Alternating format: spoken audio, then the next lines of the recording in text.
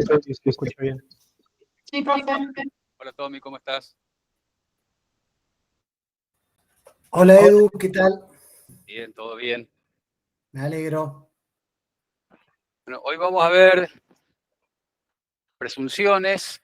Vamos a terminar un ratito antes, a pedido de algunos compañeros de ustedes, porque tienen parcial de concursal en la hora siguiente. Así que vamos a terminar un ratito antes. Si ven que a las menos cuarto no corto porque se me pasa el tiempo, avísenme por favor. Así vamos concluyendo. ¿Qué vamos a ver hoy? Nosotros vimos ya el procedimiento de determinación de oficio, la diferencia con determinación de oficio. Pero lo que vamos a ver son presunciones. Son elementos y herramientas que le da la ley.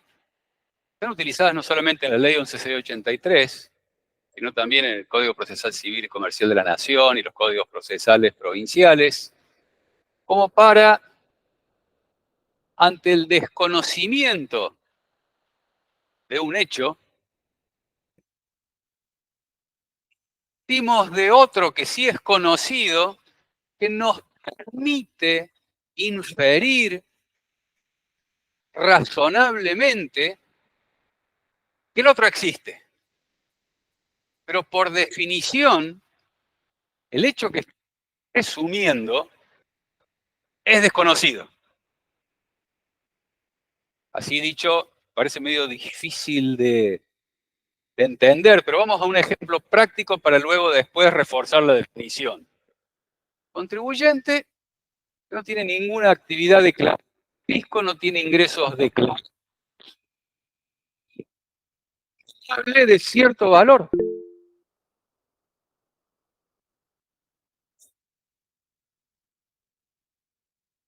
¿No se escucha bien?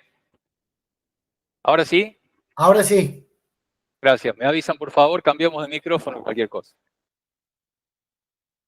Contribuyente no tiene actividad declarada y aparece un día con varios, no vamos a decir uno, varios inmuebles de cierto valor. Entonces el fisco lo empieza a investigar y si es un contribuyente que se mantiene al margen de la registración, de la formalidad, va a ser difícil que encuentren las ventas, los ingresos que le permitieron obtener los fondos para comprar esos bienes. ¿Tá?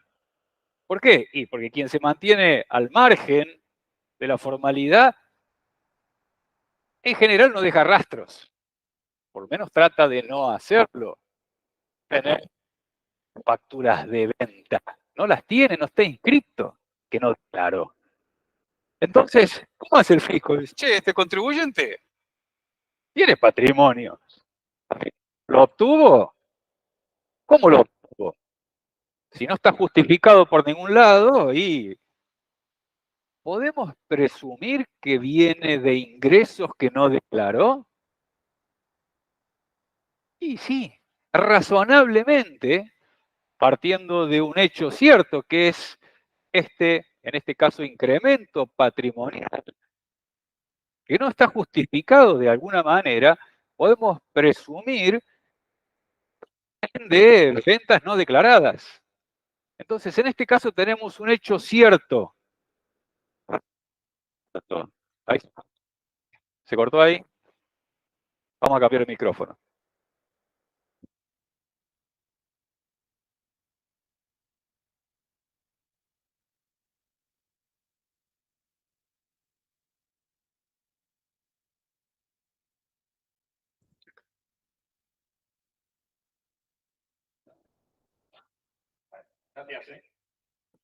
A ver, aquel compañero parece que perdió unos auriculares. Si lo encuentran, por favor, lo dejan.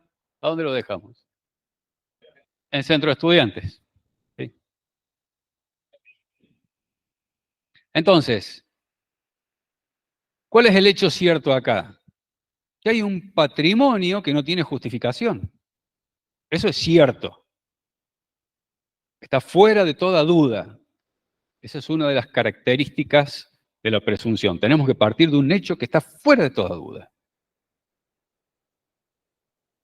¿Cuál es el hecho desconocido, pero que se infiere razonablemente, lógicamente, por el curso normal de las cosas, por lo que se llama la sana crítica racional? El pensamiento humano permite razonablemente que esta consecuencia se deriva de la simple aplicación de las reglas de la lógica. ¿Cuál es? No la evasión, la existencia de ventas o de ingresos, por decirlo de forma más general, no declarados. ¿Tá? Entonces, esa es la presunción. Y vamos a buscar una definición más precisa que nos permita ser un poquito más claros con la definición de presunción. ¿Qué es la presunción? Es un juicio lógico, es un razonamiento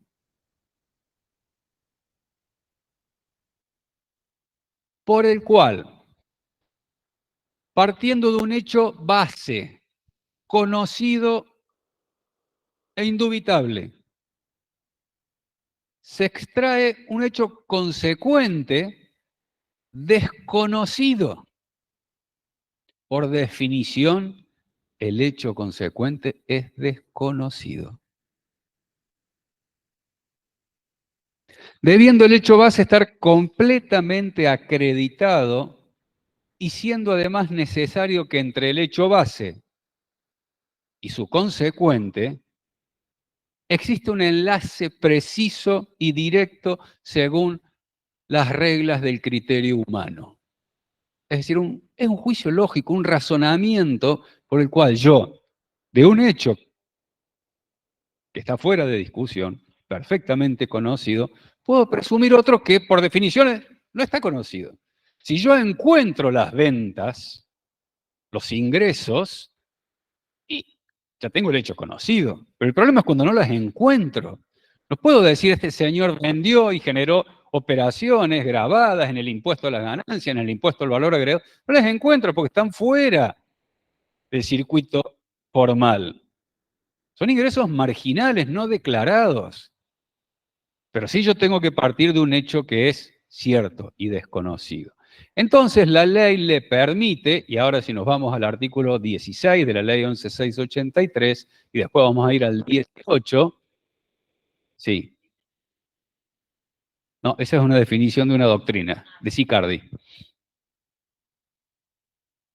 Pero esto lo tienen que tener bien en claro. Parto de un hecho cierto, indubitable, y presumo, infiero la existencia de uno que, por definición, desconozco. No tengo acreditado que hay ventas. Las presumo, las infiero, las deduzco. Entonces, el fisco tiene la habilitación y la posibilidad de utilizar estas presunciones para evitar que hagan trampa. Porque yo me mantengo al margen de la ley, no registro nada, no declaro nada, no tengo cuenta bancaria. Y empiezo a aparecer con patrimonio considerable y no lo justifico para decir, no, mirá, este me lo regaló mi viejo, este lo recibí por donación, este fue una herencia, saqué un préstamo que la cuota me la paga mi papá, me la paga mi hermano, que es millonario, y bueno, yo quedé a cargo. Si eso lo podemos acreditar, perfecto. Pero si no tengo ninguna justificación de eso, el fisco no se puede quedar de brazos cruzados. ¿Por qué? Porque si no sería muy fácil. Y además, los que realmente tributan por sus operaciones estarían en una situación de desigualdad sobre aquel que no tributa. Entonces la ley le da esta herramienta que tiene toda lógica, obviamente. Pero las determinaciones, los ajustes que hace el fisco en base presunta son subsidiarias. Es decir, primero el fisco tiene que intentar determinar en base cierta. Si no puede hacerlo, ahí puede recurrir a la base presunta, a la determinación presuntiva, a la utilización de presunciones. Y un artículo, fíjense que en el artículo 16 nos dice,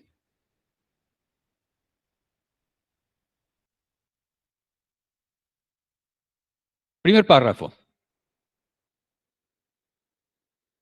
en su caso, a liquidar el gravamen correspondiente, sea en forma directa, por conocimiento cierto de dicha materia, encuentra las ventas, impugna los gastos, o sea mediante estimación, si los elementos conocidos solo permiten presumir la existencia y magnitud de aquella. Es decir, el hecho cierto permite inferir el hecho desconocido. Entonces, por regla, determinación en base cierta. Por excepción, en base presunta. ¿Cuándo procede esta determinación en base presunta? De acuerdo a la última modificación de la Ley 11683, en el artículo agregado a continuación del 18, se han establecido ciertos indicios que son enunciativos, no taxativos. Más abajo, más. Después del 18, sigamos. Un poquito, ahí. Dice, el juez administrativo podrá determinar los tributos sobre base presunta cuando se adviertan irregularidades que imposibiliten el conocimiento cierto de las operaciones y en particular cuando los contribuyentes o responsables. Fíjense que tiene que haber una imposibilidad de hacer la determinación en base cierta y recién ahí el fisco va a poder recurrir a la base presunta. ¿Y cuáles son estos elementos particulares? Cuando el contribuyente se oponga o se obstaculice el ejercicio de la facultad de fiscalización. Cuando el contribuyente no le aporte los registros, no le aporte los comprobantes, no le permita efectuar verificaciones, cuando haya la que se denomina resistencia pasiva a la fiscalización. ¿Vieron ustedes fiscalización con Guerrero? Bueno. Cuando no se permita al fisco acceder a la fiscalización, no se presenten libros y registros de contabilidad, la documentación comprobatoria, o no se proporcionen los informes relativos al cumplimiento de las normas tributarias. O cuando se incurra en algunas de las siguientes irregularidades. Cuando no estén registradas las operaciones, ingresos o compras, así cuando se alteren los costos. Cuando se registren compras, gastos o servicios no realizados, no recibidos. Acá, si yo registro compras no realizadas o no recibidas, no sería un hecho cierto que me permita inferir la existencia de operaciones marginales, sino que yo no coincido con esta definición que hace el legislador, porque acá si yo registro compras que no son ciertas, ¿qué tiene que hacer el fisco en el impuesto a las ganancias? Impugnarlas. ¿Esa determinación es en base cierta o en base presunta? Es en base cierta. ¿Tá? Al revés sí podría ser que yo no registre compras o ventas que recibí. No que me olvidé de una, que me olvidé de dos, sino que me realizan ventas, son compras para mí, y yo no las registro. ¿Por qué haría eso? Para no declarar qué cosa. No, si yo no registro las compras, no registro compras. ¿Cómo? Vamos a un ejemplo claro. La Coca-Cola, por ejemplo, cuando vende a los kioscos, si no le hace la factura y no le pagan, no le baja la mercadería, le tiene que hacer la factura. Y controla que, por ejemplo, si es monotributista, las ventas que le realiza estén dentro del margen que tiene el monotributista de los topes de facturación. ¿Qué pasa con los kioscos? Como no facturan todas sus ventas, hay compras que no se las toman. ¿Por qué? Porque se pasan, si son monotributistas, de ciertos márgenes que permite la ley, o como no declaran todas sus ventas, va siempre a pérdida, porque tiene muchas compras y pocas ventas, porque las compras, las facturas las reciben. Y si no las registran, podría ser un indicio de que no están declarando las ventas, como vos decías, yo no registro las compras, ¿por qué? Y porque tampoco facturo mis ventas. Entonces, para que el margen se mantenga, y estas facturas no las tomo, no las tomo, no las tomo. Si hay una recurrencia en esa conducta, sí podría ser un indicio de una determinación en base presunta, de que yo estoy escondiendo ventas. Podría ser un indicio. ¿Tá? Tendríamos que ir acompañándolos de otros más. Ya vamos a ver. Omisión o alteración de registro de existencias en los inventarios, registración de existencias a precios distintos del costo. Esto de a precios distintos del costo podría ser un indicio de esto que estamos hablando. Es decir, bueno, yo registro las compras, pero y las registro por la mitad. Las cargo por la mitad. ¿Para qué? Y para mantener ciertos márgenes visibles en mi declaración jurada de que estoy teniendo cierta ganancia porque mis ingresos no los estoy declarando todos. Podría ser por ese lado un indicio. Falta de cumplimiento de obligaciones o valoración de inventarios, los procedimientos de control de inventarios previstos en las normas tributarias, ya vamos a ver por qué. Esto es enunciativo, podemos tener otros elementos como una contabilidad deficiente, como una doble contabilidad, como que no registro todas mis operaciones. Hay varios indicios por el cual el fisco decir, mire, señor, usted acá no está registrando todo, no está llevando todo adecuadamente, por lo cual yo no me puedo fiar de estos registros como ciertos, como para tomarlos y darlos por válidos. Entonces voy a buscar algún método para determinar en base presunta. ¿Qué tipo de presunciones tenemos? En principio las que más vamos a destacar son las presunciones simples y las presunciones legales. Y eso está en el artículo 18 de la ley 11.683. ¿Qué son aquellas presunciones simples? Son aquellos indicios en los cuales se aplica este razonamiento, este juicio lógico que nosotros dijimos. Partiendo de estos hechos conocidos, podemos inferir otros hechos que están desconocidos. Pero eso surgen de una lógica, de un razonamiento humano que hacen probable, siempre tengan presente este término. No es directo, no es que dado el hecho cierto, el otro viene dado directamente. Es probable, es muy probable, porque tiene que haber cierta lógica en la conexión entre el hecho conocido y el inferido y el presumido. Tiene que haber una lógica que permita que exista una alta probabilidad de su existencia. Esas son las simples. Y en las legales, la misma ley, ante el hecho conocido, establece cuál es la consecuencia. Están establecidas en la ley. No hace falta efectuar este razonamiento, porque el razonamiento lo hace la ley directamente.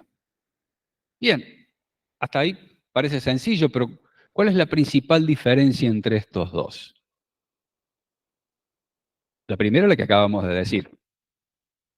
No hace falta establecer esta conexión directa, acreditar que este razonamiento es válido porque la ley viene dada. Y segundo, que en las presunciones simples necesitamos más de un indicio, más de un hecho cierto. No podemos partir de solamente un hecho cierto. Y esto es pregunta de parcial y de final. Necesitamos varios hechos, al menos dos, para poder confirmar ese razonamiento y esa consecuencia y esa presunción, este juicio lógico. En cambio, en las presunciones legales con uno es suficiente. Con un hecho cierto es suficiente.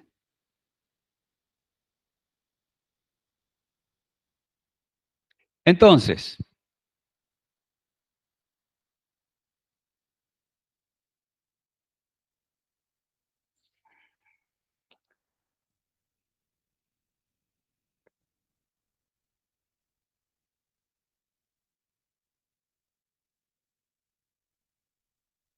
Fíjate que el primer párrafo y el último del artículo 18 enuncia varios elementos como indicios de presunciones simples.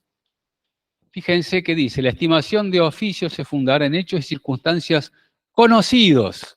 Y acá viene parte de la definición que vos me preguntabas, que yo la tomé de un autor, pero la misma ley nos da elementos para conformarla.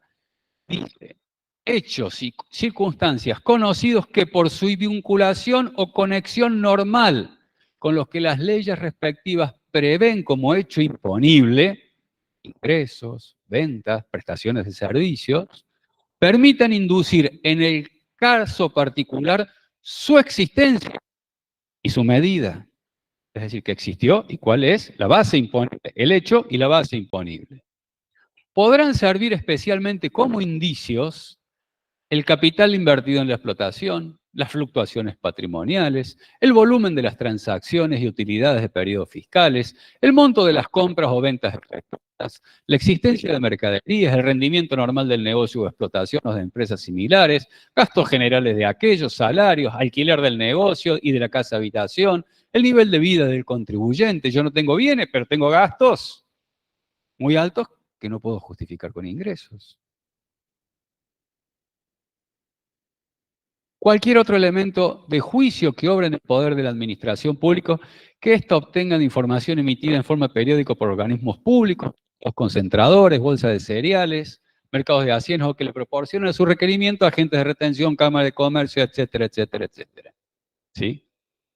Se podrán aplicar los promedios y coeficientes generales que establezca la AFIP con relación a las explotaciones de un mismo género.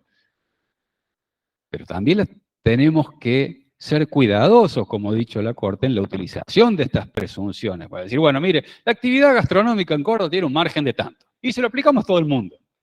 A ver, un momento. ¿Qué tipo de actividad gastronómica? Porque tenemos un montón de actividades gastronómicas. Tenemos restaurantes gourmet, tenemos parrillas gourmet, tenemos parrillas de precios más bajos, que funcionan en distintos lugares. ¿En Córdoba en dónde? ¿En la ciudad de Córdoba? ¿En la ciudad de Córdoba en dónde? ¿En zona norte? ¿En zona sur? ¿En zona norte a dónde? ¿En lugares de mayor poder adquisitivo? ¿O yo tengo una parrilla donde vendo choripán al lado de la cancha? ¿Ah? No es lo mismo. Si vendo en el Kempe, zona norte. Ah, mire, le aplicamos el margen que tiene en zona norte. Pero es que yo tengo un puesto de choripán y por ahí vendo algún tiro de costilla, algún sándwich de vacío. No es lo mismo. El volumen, la actividad, los precios. Entonces estas presunciones hay que aplicarlas con mucho cuidado y prudencia, dijo la Corte. Y vamos a ver ahora el último párrafo del 18, que también nos da otras series de indicios. Vamos al último párrafo del 18. Fíjate al final, que nos da otras series de indicios. Parece, ahí está, mira. También la AFIP podrá efectuar la determinación calculando las ventas o servicios realizadas por el contribuyente o la utilidad en función de cualquier índice que pueda obtener, tales como el consumo de gas, energía eléctrica, y acá ya es más particular, lo otro era más general, índices, datos obtenidos de cámaras de comercio, bolsas de comercio. Acá vamos en particular, energía eléctrica, adquisición de materias primas o envases, el pago de salarios, el monto de los servicios de transporte utilizados, el valor total del activo propio o ajeno o de alguna parte del mismo. Este detalle es meramente enunciativo y su empleo podrá realizarse individualmente utilizando diversos índices en forma combinada y aplicando, ya sea proyectado, datos del mismo contribuyente de ejercicios anteriores o de terceros que realizan actividad similar. La carencia de contabilidad o comprobante fehaciente de las operaciones harán hacer la presunción de que la determinación de los gravámenes efectuados por la AFIP en base a los índices señalados o que sean técnicamente aceptables. Ahí estamos encontrando palabras del legislador. ¿Esto es técnicamente aceptable para qué? Para la situación particular presente.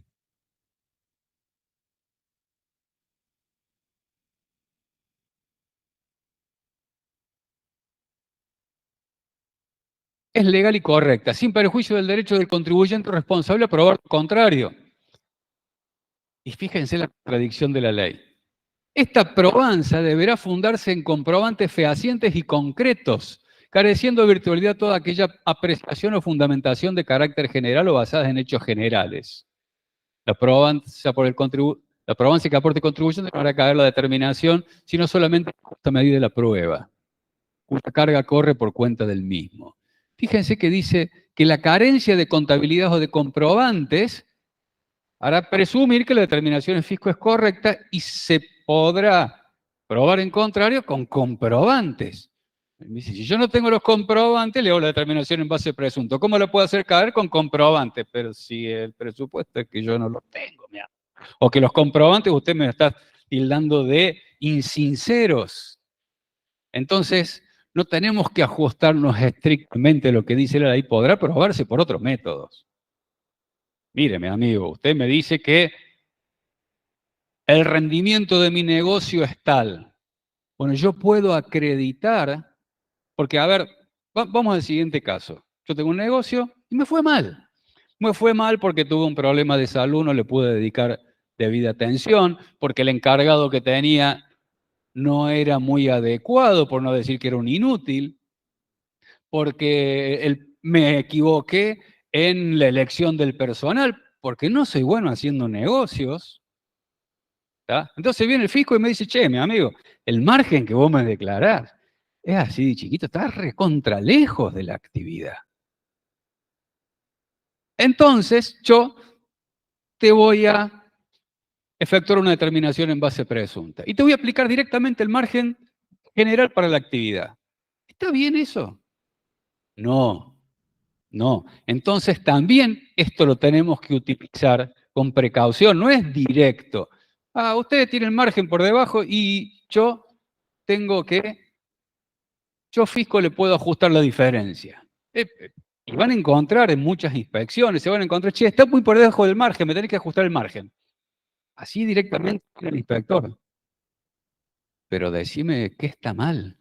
Porque la presunción se puede utilizar cuando mis comprobantes, y tengamos esas irregularidades, son indicios de irregularidades, vimos en el 18 a continuación. Si yo no las tengo, si tengo mis comprobantes en reglas, tengo mis registros en reglas, y simplemente mi margen no coincide, ¿cuál es el hecho cierto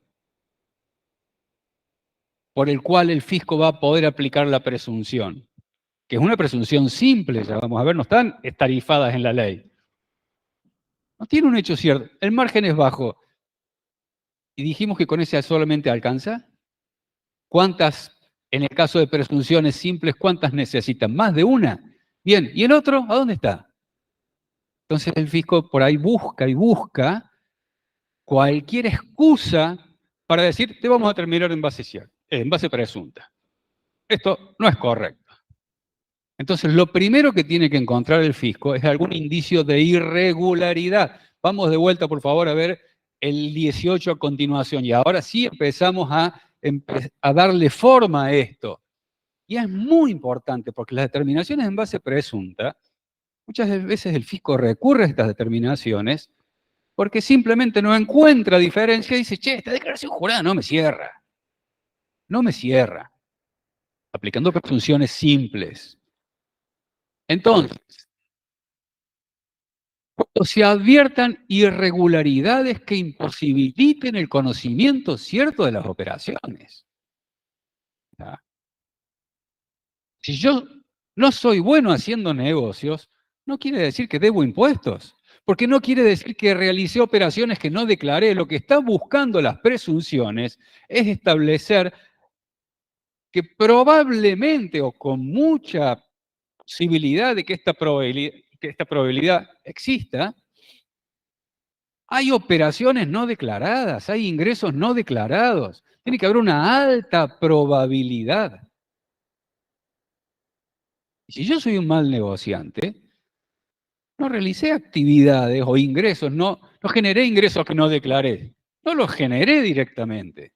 O me fue mal ese año, muchas veces dice, che, mire, tu actividad cayó respecto del año pasado abruptamente.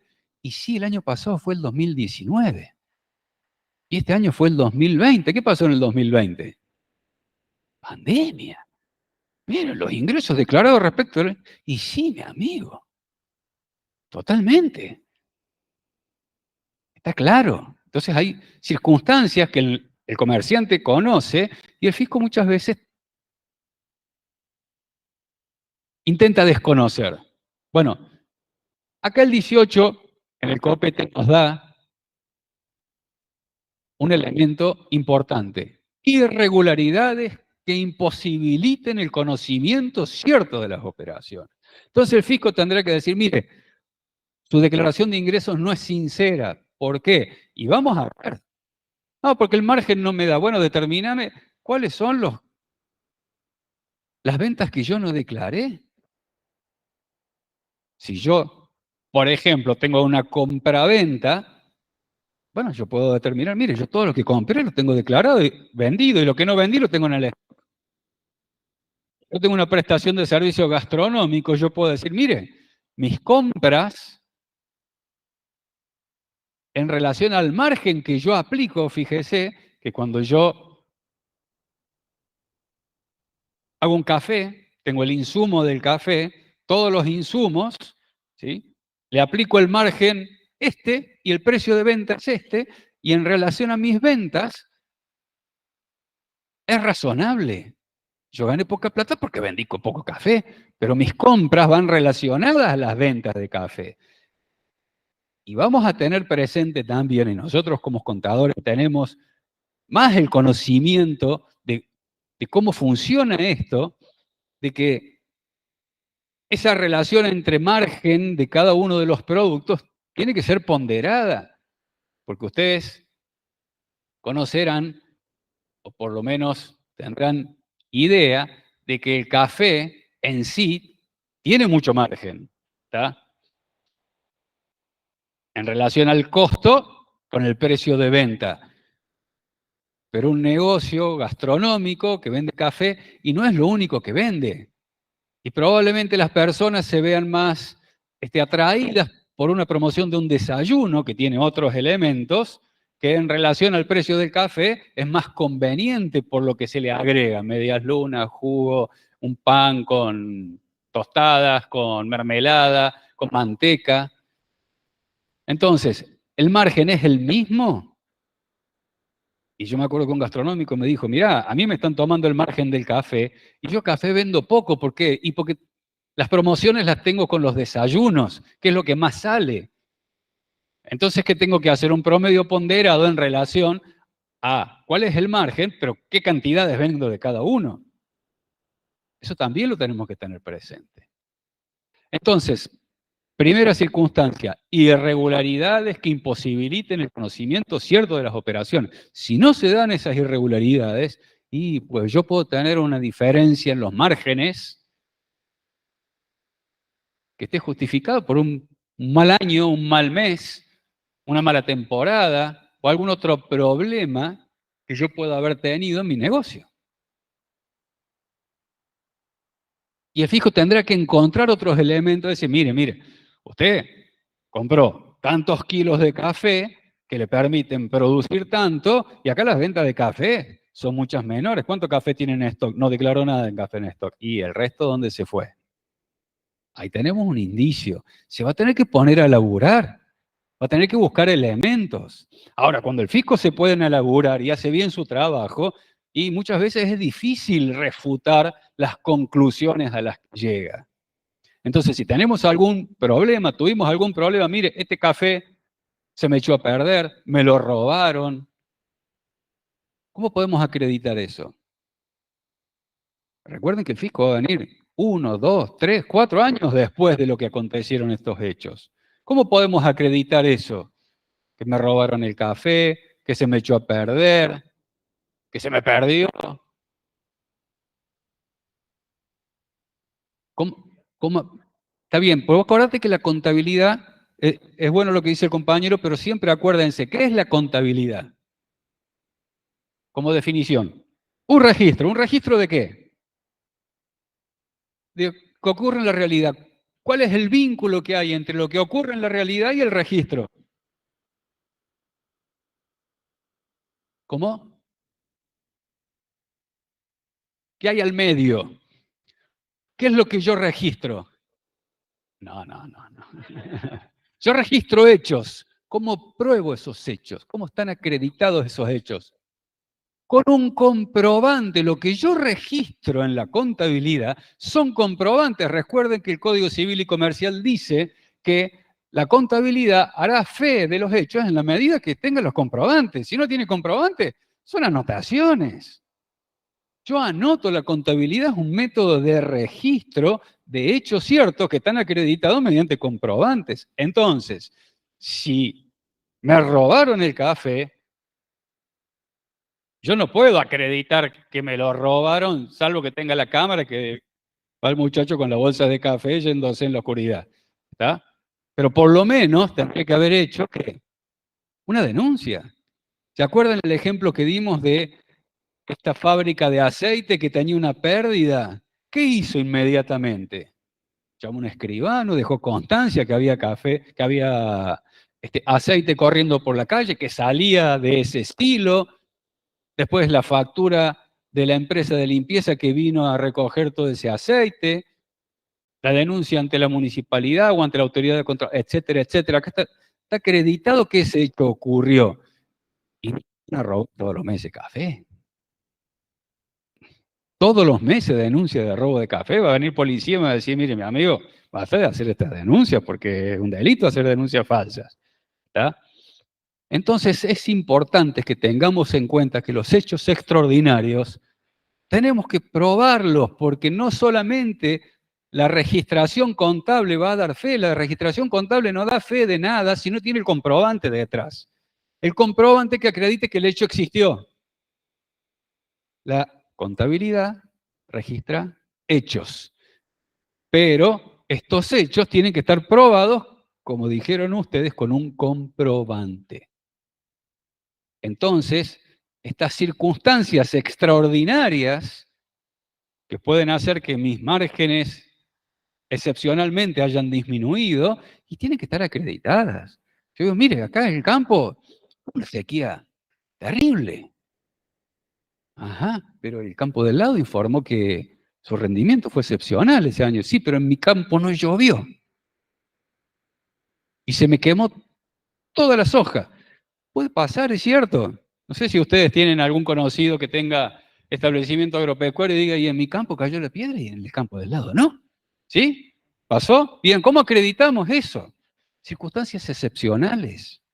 Tenemos que acreditarlo, buscar elementos de prueba para cuando el fisco venga de acá un tiempo y diga, y no le creo, mi amigo. Usted tiene un campo en Marco Juárez, la tierra más rica del país. El rendimiento de soja ahí en buenas temporadas, en 55 quintales, 50 quintales, y usted me informó 20, pero le juro que no llovió en el campo mío. ¿Cómo dejamos constancia de esas circunstancias excepcionales? ¿Está? Si estamos dentro de la media del rendimiento de toda la zona, porque hubo sequía, como ha ocurrido en varios años, bueno, pero si es excepcional, si se inundó, si hubo un problema con los fertilizantes que puse, constancia, informe, documentos que acrediten ese hecho. Eso no nos olvidemos. Entonces, recordemos, presunciones simples, más de un elemento, y las presunciones proceden ante las irregularidades que imposibiliten el conocimiento cierto de las operaciones. ¿Hasta acá estamos? Sí.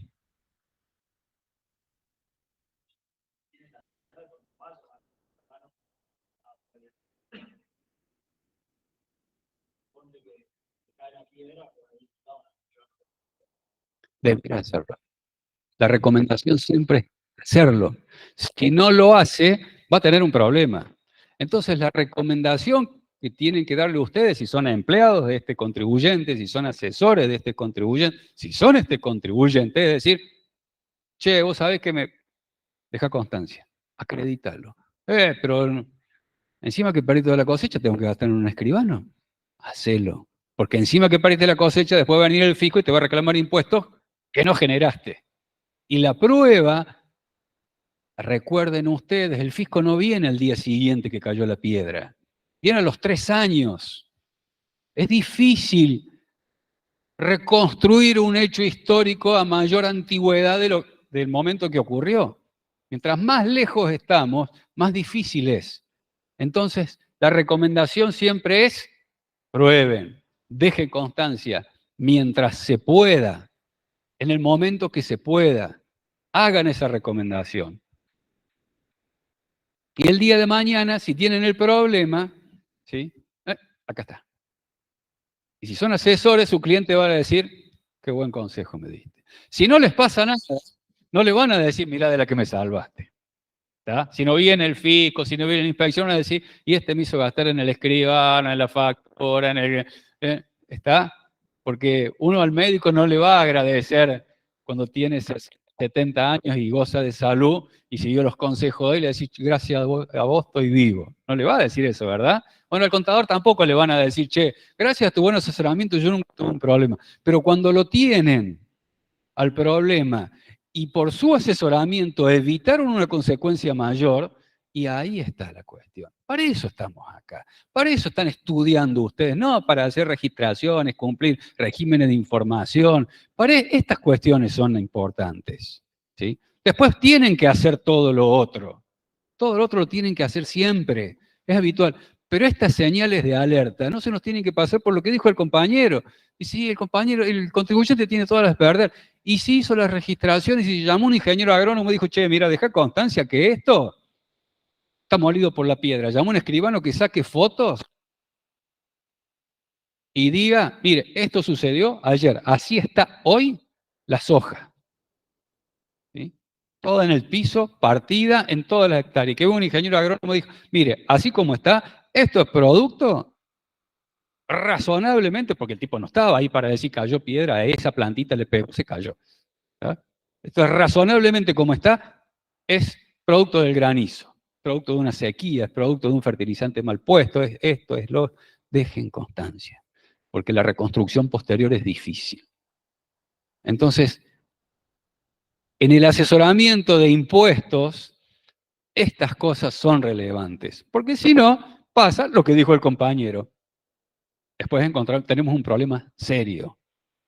Hay formas después de tratar de reconstruir, pero se dificultan más en el paso del tiempo. Entonces, ¿quedaron claras las presunciones simples? Después va a haber una clase práctica de esto. Vamos a ver las presunciones legales, es decir, las que la ley, ante un hecho cierto, le ha dado una consecuencia directa sin que sea necesario este razonamiento lógico.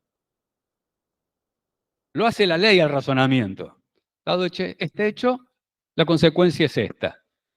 Y vamos al artículo 18, que tiene el detalle, a partir del inciso A, de cuáles son las presunciones legales. Fíjense, a los efectos de este artículo podrá tomarse como presunción general salvo prueba en contrario. Es decir, estas presunciones admiten prueba en contrario. Es decir, yo puedo probar que el hecho que el fisco toma como cierto no ha existido o que la consecuencia no se produce, por más que la ley lo diga, porque la ley permite una prueba en contrario.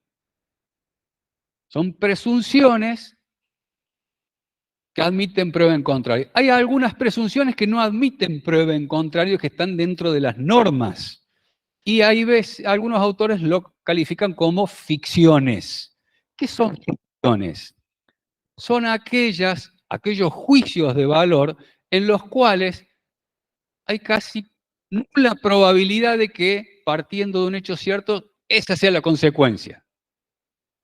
Es como una mentira legal, dicen algunos autores. Es una ficción. Ustedes saben lo que es ficción, en lo que es película, ¿verdad? Esto no existió. Estamos inventando. Bueno, acá en materia tributaria también hay ficciones. Por ejemplo, ¿cómo trata la ley del IVA al intermediario, al comisionista? ¿Qué carácter le da? Todos volvemos a Fiscal 2. Hablamos con Martínez, con Crespi y con todos los muchachos, vuelven todos a Fiscal 2. ¿Qué tratamiento le da la ley? Yo soy Y conmigo, ¿Cómo? y conmigo, y Guerrero. Yo los estaba dejando afuera por una cuestión gremial. Está Estaba bien. echando las culpas a los otros muchachos, pero bueno, si te querés incluir, Tommy, estás adentro, ¿eh? ¿Qué tratamiento le da? ¿De comprador y vendedor? ¿El comisionista compra y vende? No, el comisionista dice, che, está la mercadería de aquel, ¿vos la querés? Listo. Él te la vende, yo te facturo la comisión. La ley dice, usted compra y usted vende. Él compra y vende, no compra y vende nada, el comisionista. Pero para la ley, él es comprador y vendedor. Eso es una ficción de la ley. El 5% en bienes personales de bienes del hogar.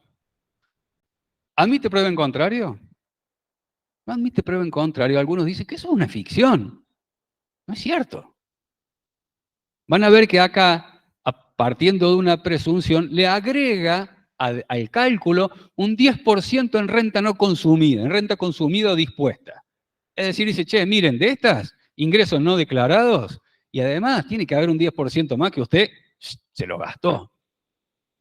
¿Es una consecuencia lógica ese 10%? ¿Que exista eso y que sea un 10%? No, entonces, ¿qué es eso?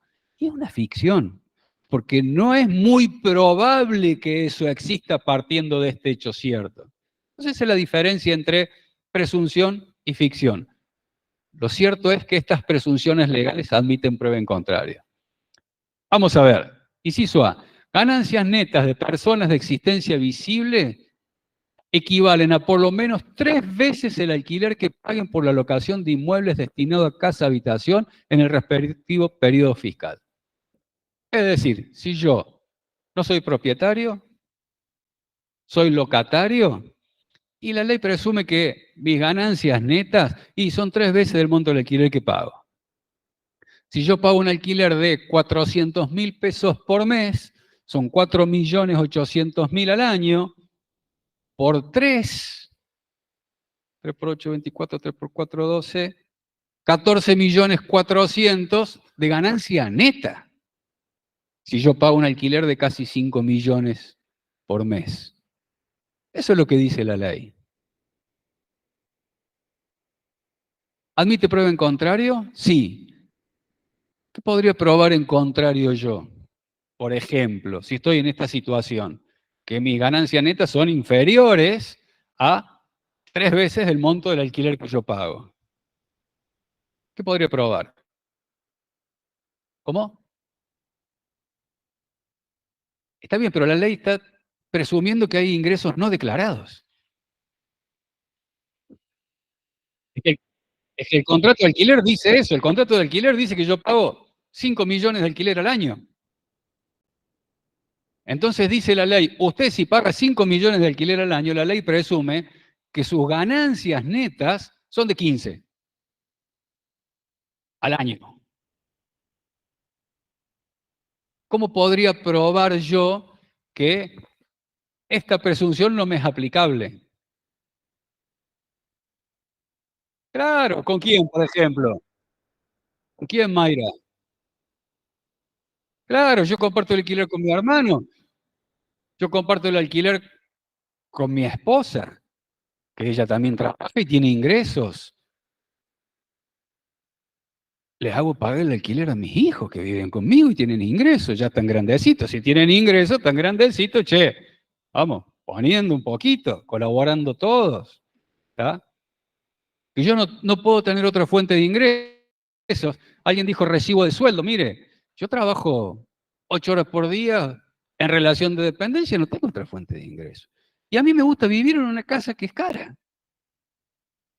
Esta presunción no es muy aplicable porque normalmente quien accede a una vivienda de cierto valor, en la mayoría de los casos tiene vivienda propia, no tiene un alquiler. Pero supongamos que hay una persona que vive en un barrio en el que no paga 400.000 pesos de alquiler, paga $5.000 de alquiler mensual.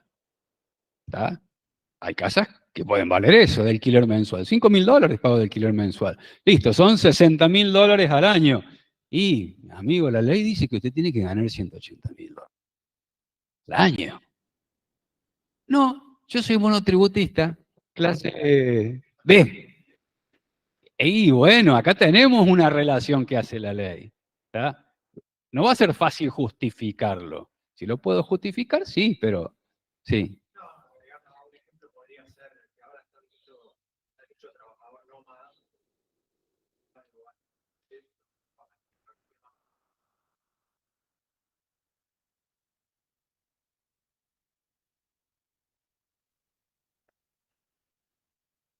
Está bien, pero lo que vos decís tiene relación con lo que dice la ley. Mire, lo que usted paga del alquiler y es 1/3 de lo que gana. Entonces, listo. El problema es cuando vos estás por debajo de ese tercio. Cuando tus ingresos declarados están por debajo del tercio del alquiler que vos pagás. Si yo pago un alquiler de $5.000 mensuales y mis ingresos son 6.000 mensuales, me quedan 1.000 para vivir.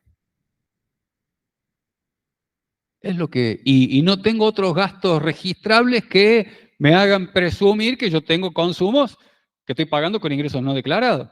La ley establece acá una presunción y bueno, yo podré demostrar en contrario de esto.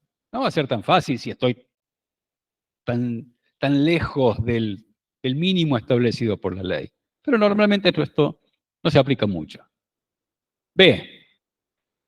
Acá estamos hablando de precios de ventas de inmuebles. Cuando los precios de inmuebles que figuran en las escrituras sean notoriamente inferiores a los vigentes en plaza y ello no sea explicado satisfactoriamente por los interesados por las condiciones de pago, por las características peculiares del inmueble o por otras circunstancias, la AFIP podrá impugnar dichos precios y fijar de oficio un precio razonable de mercado. Esto es aplicable ¿para quién? Para el vendedor. Fíjense que la ley utiliza una palabra que es esencial. Cuando sean notoriamente inferiores a los vigentes en plaza. ¿Qué es notoriamente? Que a simple vista de cualquier persona, aun cuando no sea un idóneo, diga esto no vale. Che, vendiste un departamento de 2 dormitorios en Nueva Córdoba. ¿Cuánto dice la escritura? $10.000. Se rieron todos. Eso es notorio. No hace falta decir, y lo vendí $50.000. Es notorio. Que no es de mercado un departamento de 2 dormitorios en Nueva Córdoba. $50.000 es notorio que está mal. Ahí despierta dudas. ¿Sí? $40.000 es notorio. No es notorio. ¿Por qué? Y porque algunos hacen con la cabeza y... ¿Depende de qué?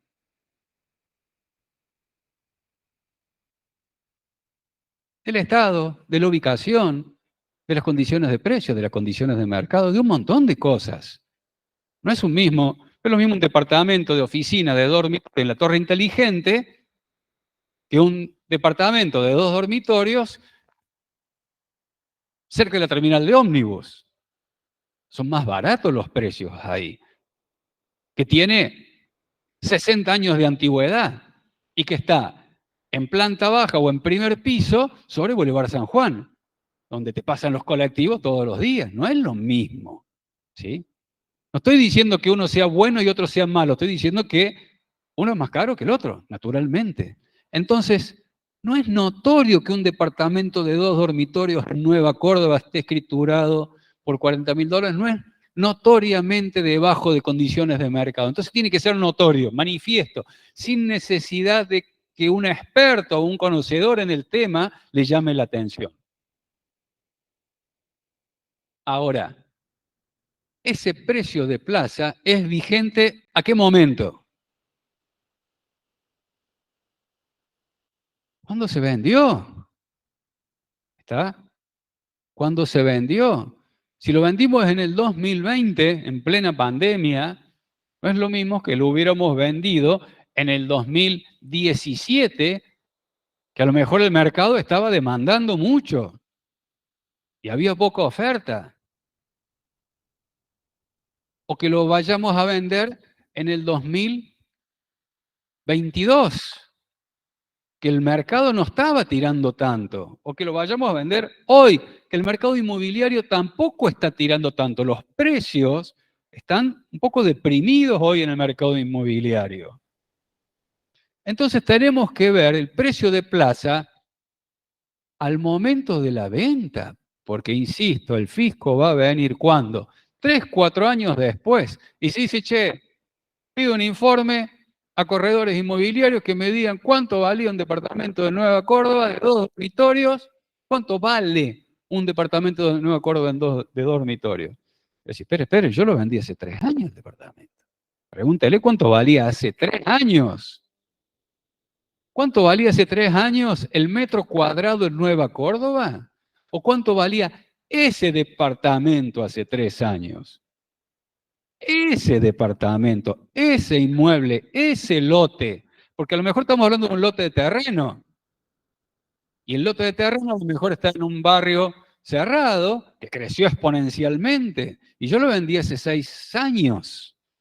Y hace 6 años, se lo tiraba por la cabeza la desarrolladora, ¿por qué? Porque estaba desarrollando y necesitaba. Necesitaba fondos para venderlo, y además, ¿qué necesitaba? Necesitaba que la gente compre y que construya. Ahora, para que ese barrio se llene de casitas, departamentos, de dúplex y lo haga más atractivo para futuros compradores. Entonces, lo estaba promocionando. Yo soy la desarrolladora, yo soy el vendedor, a mí me van a venir a impugnar el precio. Y sí, yo estaba en esas condiciones. Hoy, el barrio, el lote ese que yo lo vendí en $10.000 y hoy vale $60.000. Hoy, entonces no podemos pedir el precio de hoy. Y además, ese loteo que yo vendí, que fue el primero que vendí, ¿sí? Era el primero de un montón que yo estaba desarrollando y está todo deshabitado. Hoy vale 60, 70, $80.000 el lote. ¿Por qué? Y porque no hay, porque quedan en ese loteo, quedan 3 lotes. Entonces la gente quiere ir a vivir ahí, donde ya está de seguridad, está desarrollado, tenemos los servicios, hay gente viviendo. No es lo mismo ir a un barrio y ser el primero que planta la casita y salen los chicos a jugar, no tienen con quién jugar. Que en un barrio súper poblado, donde tengan amiguitos, donde tengan una canchita de fútbol, donde tengan una pileta en común, donde tengan un Zoom. No es lo mismo. Entonces, es el precio de plaza en ese momento. Y yo puedo explicar el vendedor el precio por otras circunstancias. Fíjense, condiciones de pago, características peculiares del inmueble, o por otras circunstancias. ¿Qué otras circunstancias? Y yo tenía problemas económicos, necesitaba dinero. Y soy una desarrolladora y salía a reventar 4 o 5 departamentos. Lo estaba vendiendo en pozo, no es lo mismo que vender los terminados. Además, lo estaba vendiendo en pozo. Hay algunas desarrolladoras que se financian con los propios departamentos que venden en pozo. Hay otras que no, que tienen espalda para formar su capital y esperarlo. El mercado estaba deprimido, estaba enfrentando un problema de salud y tenía que salir a vender el departamento. Hoy las personas físicas, por los inmuebles que venden comprados anteriores al 1 de enero del 2018, no pagan impuestos, pero los que venden por los comprados después del 1 de enero del 2018 sí pagan impuestos. Entonces también podría ser esto una persona física, no solamente un desarrollador, que le impugnen el precio. Y yo lo vendí porque tenía un problema de salud y viajaba al extranjero. Y lo tuve en venta 6 meses y no lo pude vender. Acá tengo las publicaciones, mire, publicaciones que hice en Mercado Libre, se lo di a un corredor que lo publicó en distintos medios especializados, y no lo podía vender, me tenía que ir, y yo necesitaba la guita, lo vendí, me fui. Por las condiciones de pago, vino uno y se puso toda la tarasca en dólares, no es lo mismo y lo pagamos en 50 cuotas. No es lo mismo. Entonces, esas otras condiciones, por las características peculiares del inmueble, lo tuve alquilado 2 años y el inquilino me lo dejó destruido. Y yo no quise saber más nada con el alquiler, lo puse en venta, así como estaba. Bueno, ¿cómo acredito yo que estaba destruido? Prueba. Escribano, venga mi amigo, esto estaba, las cañerías rotas, los muebles de cocina todos podridos, los azulejos rotos del baño, tuve que cambiar los pisos, o no los cambié, los dejé así como estaba y lo vendí. El que vino, y era un oportunista que dijo, bueno, acá esto vale tanto, le pongo tanta plata, lo dejo nuevo, listo, es negocio. Pero tiene que ser notorio, acuérdense, notorio. ¿Está? ¿Hasta acá alguna duda? Presunciones legales admiten prueba en contrario. Sí. Diferencias de inventario. Aclaraciones importantes y esenciales. Acá estamos hablando de diferencias físicas de inventarios, de mercaderías, es decir, de bienes que se compran y se venden, no de insumos ni de materias primas, y diferencias en más.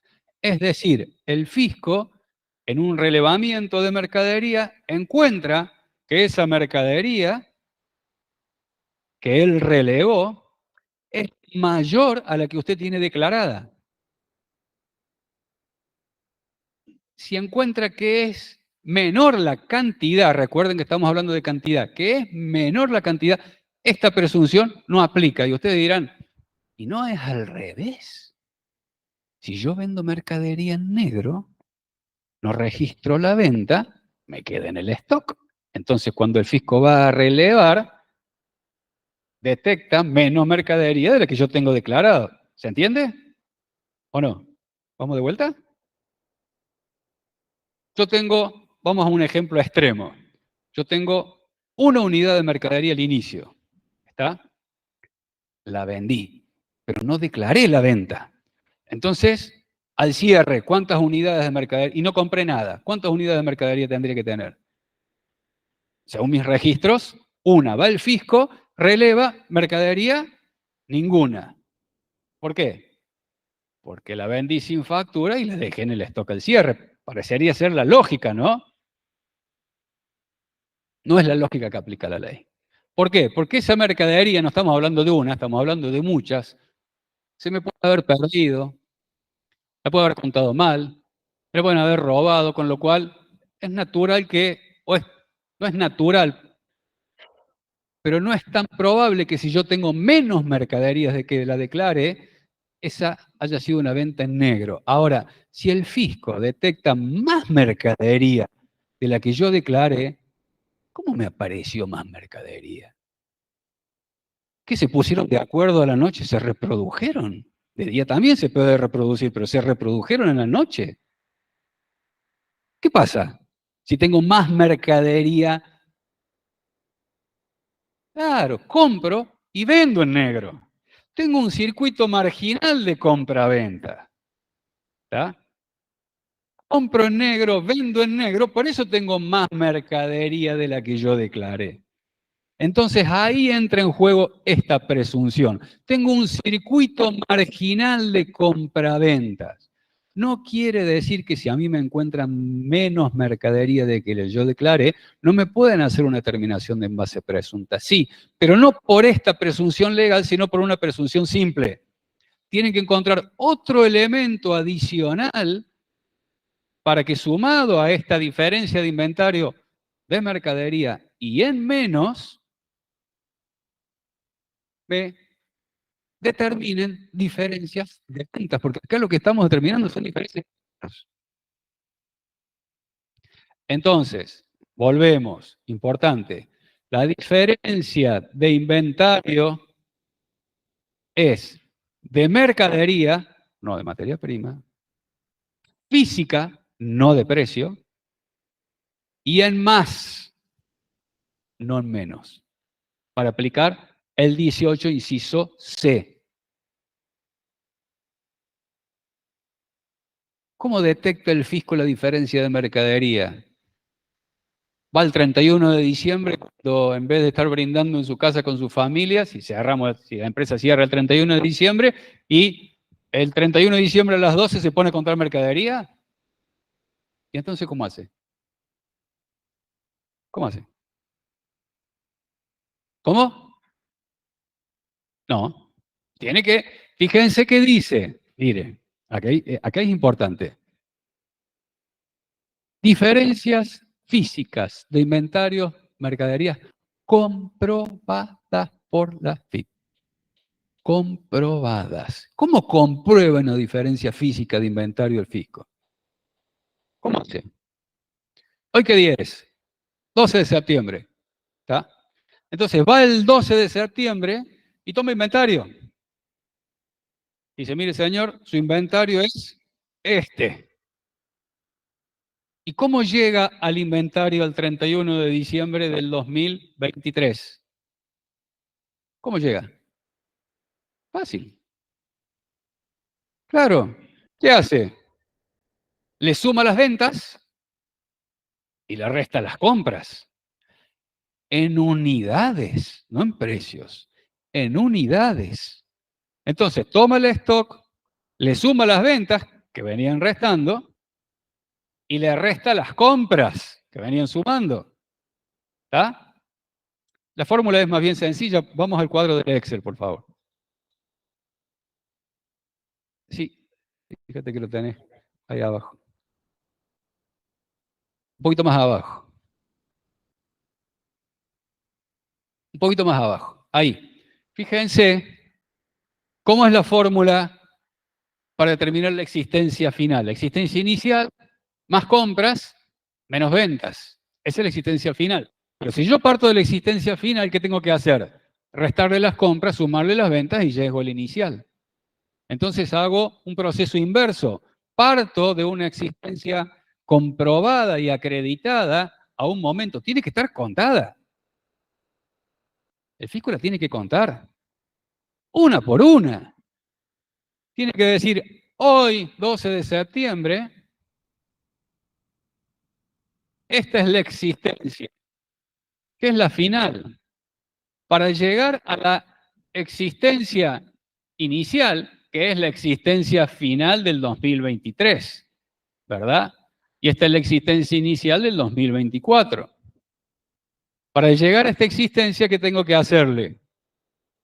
Con las ventas, sumárselas, más ventas, y restarle las compras para llegar a la existencia inicial del 2024. Ese es el proceso que tiene que hacer el fisco. Ahora esas diferencias tienen que estar comprobadas, es decir, este dato que está retrotraído acá a través de las compras y de las ventas, tiene que ser cierto e indubitable. ¿Puede ser así a ojo? No. Puede ser de lo que le dijo el contribuyente. Dice, che, ¿qué stock tenés hoy? Y tengo tanto de esto, tanto de esto, tanto de esto. No, ¿por qué? Porque tienen que estar comprobadas por el fisco. Si el contribuyente le dijo cuánta mercadería tenía, ¿es cierto lo que le dijo el contribuyente? No necesariamente. Es cierto que lo dijo, pero no es cierto lo que dijo. Y no es un juego de palabras.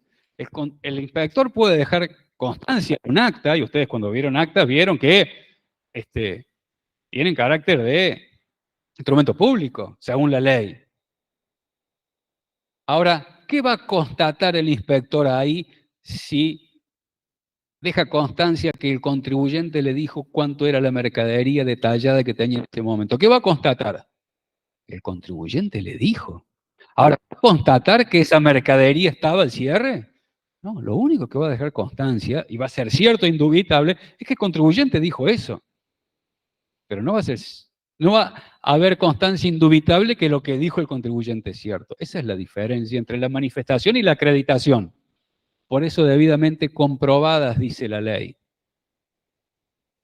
Y hay ciertas mercaderías que no es tan sencillo contarlas. ¿Ustedes saben lo que es un acopio de granos?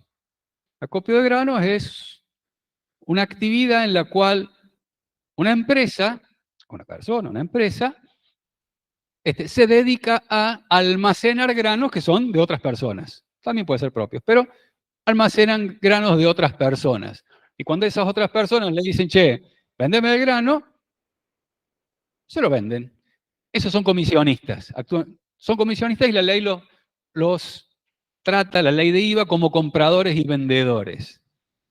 Y en esos silos, porque a ver, el productor agropecuario cosecha el grano y ¿qué hace con el grano? Si tiene muchas hectáreas, ¿a dónde lo guarda? Algunos lo guardan en silo bolsas, pero hay que estar acondicionándolo, hay que estar cuidándolo. Che, mira, yo lo subo a un camión, se lo mando al acopio y ahí me lo cuidan. El acopio cuando lo recibe hace un análisis de los granos, si tienen humedad, suciedad, etcétera, el peso específico, porque hay veces que el maíz, por ejemplo, que tiene, sí, el maíz, bien digo, tiene la harina, no, el trigo que tiene la harina adentro, ¿sí? Puede ser muy grande y adentro no tener nada. Entonces hace análisis del peso específico. Hace un análisis del laboratorio del grano que recibe, dice, este grano tiene esta calidad, entonces dice, trajiste tantas toneladas. Si tiene mucha humedad, porque hay algunos vivos que al camión le ponen una manguera, claro, cuando lo pesan, pesa más, pero no tiene grano, tiene mucha agua. Entonces hacen un análisis de humedad. Sí, ¿quería decir algo? Entonces hacen ese análisis, los depositan, le dan un certificado de depósito, vos tenés depositado en mi silo tantos granos. Perfecto. Va el inspector a hacer un relevamiento de la existencia que tiene el acopio de mercadería en los silos. Es mercadería, se compra y se vende. ¿Está? ¿Cómo hace? Un granito, 2 granitos, 3 granitos, 4, 5. Nada, puede. La mejor forma de hacerlo sería vaciar, pesarlo y volverlo a llenar. Ese procedimiento no se hace.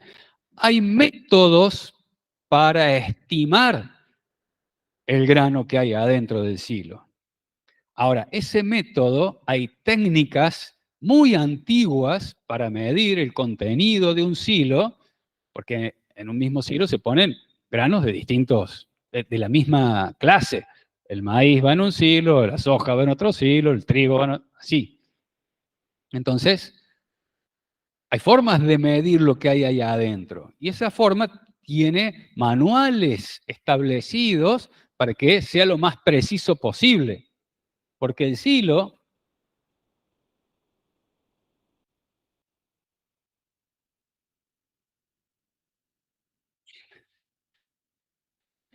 es un cilindro, que es un continente. Adentro está el grano. ¿Sí?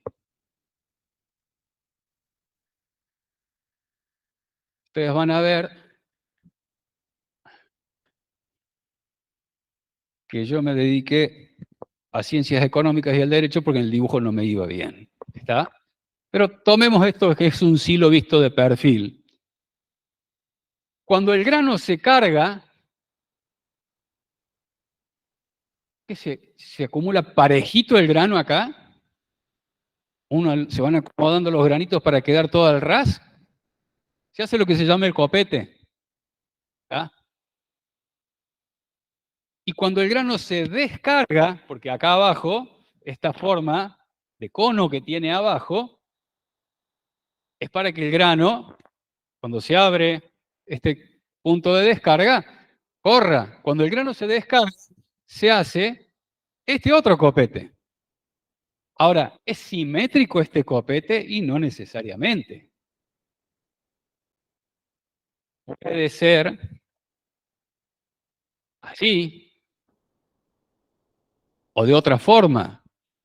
Entonces, ¿cómo hacemos para determinar cuánto grano hay acá? Tenemos que medir, ¿qué hacen normalmente? Se suben al costado y van golpeando el silo. Está lleno hasta acá. Acá cuando golpea vacío, listo, entonces está hasta acá. Y después con una pesada, un peso, se mide cuánto es la medida que hay hasta el punto máximo del cono. ¿Y cuál es el grado de inclinación de cada uno de los costados? ¿Tá? Pero dijimos que el grano tiene peso específico. Entonces, este grano puede venir de diferentes campos. Entonces hay que tomar muestras del grano que está acá, del grano que está acá, del grano que está acá, del grano que está acá y del grano que está acá, para tomar el peso específico de este, la humedad, porque hay veces que también los acopios le ponen agua, el mismo acopio. ¿Está? Entonces, para ver cuánto grano y cuánta agua, cuánta suciedad, y estas muestras se tienen que lacrar para permitir, es decir, guardar un envaje cerrado que su apertura indica que ha sido abierto, lacrado, para poder permitir que se pueda analizar el día de mañana. ¿Está? ¿Por qué hay que hacer todo esto? Porque esto es una estimación. No decimos exactamente cuánto grano, cuántas toneladas de grano hay acá adentro. Porque para eso, insisto, tendríamos que sacar el grano, ponerlo de vuelta, pesarlo y ponerlo de vuelta. Bueno, la estimación esta está admitida, pero tiene que ser lo más precisa posible guardando estas técnicas. Si esto no se hizo, el Tribunal Fiscal en el fallo López Cereales dijo que esto no puede ser tomado como unidad de medida para tener una diferencia de inventarios comprobada. Entonces, esto de que el hecho es cierto e irrefutable tiene que ser comprobado por el fisco, ¿sí? No es menor. Porque si es estimado, esa estimación tiene que ser lo más razonable posible, de acuerdo a las posibilidades. Ahora, si va el fisco a un local donde puede tener la posibilidad de contar cada una de las medidas, no puede hacer ahí, vamos a... Acá sí, porque es materialmente imposible sacar todo eso. No es materialmente imposible. Está aceptado que este es un método preciso de cuantificación, pero bajo ciertas reglas. Entonces, si tenemos una diferencia en más comprobada por el fisco a través de retrotraer el inventario que se toma en un momento al inicio y compararlo con el declarado por el contribuyente, esa diferencia en más tiene como consecuencia que la ley presume que hay un circuito marginal de ventas no declaradas. Entonces, presume la existencia de ingresos no declarados. En el IVA de una manera, en ganancias de otra. En ganancia dice, che, esto es ganancia neta. Fíjense lo que dice la ley.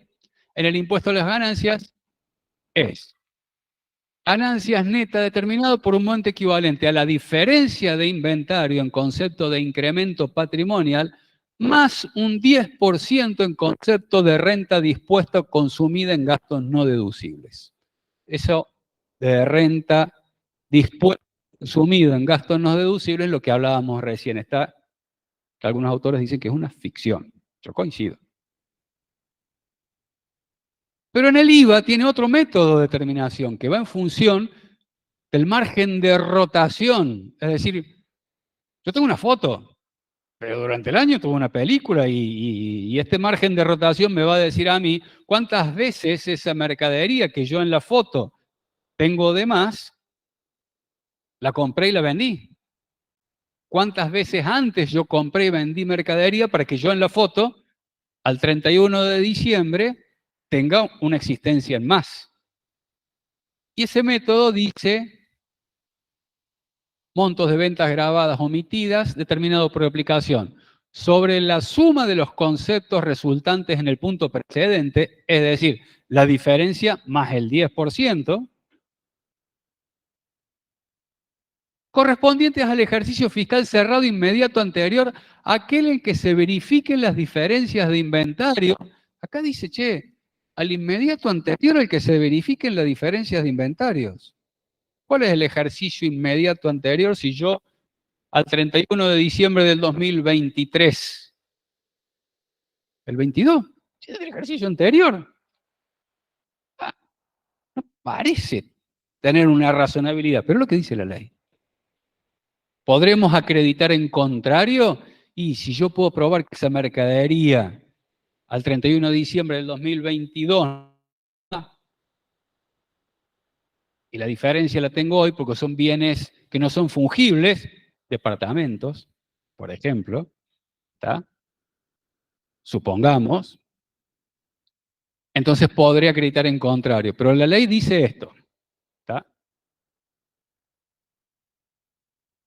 Ajustadas impositivamente según corresponde por el valor de mercaderías en existencia al final del ejercicio citado precedentemente declaradas o registradas, ajustadas impositivamente según corresponda. Entonces vamos a ver un ejemplo de cómo funciona esto. En el cuadrito de Excel tenemos esto del margen bruto. Fíjense que dice, en ganancias es ganancia neta, la diferencia de inventario más el 10%. Y en el IVA son la diferencia de inventario más el 10%, es decir, por 1,10, lo tenemos que multiplicar por las ventas del ejercicio inmediato anterior sobre el valor de la mercadería declarada al cierre. Hay un coeficiente. Vamos a ver un ejemplo que además me demuestra que hay veces que esta aplicación es irrazonable.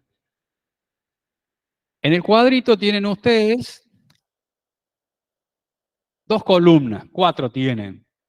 Las 2 primeras dicen real y falso. El real era la existencia tal cual está.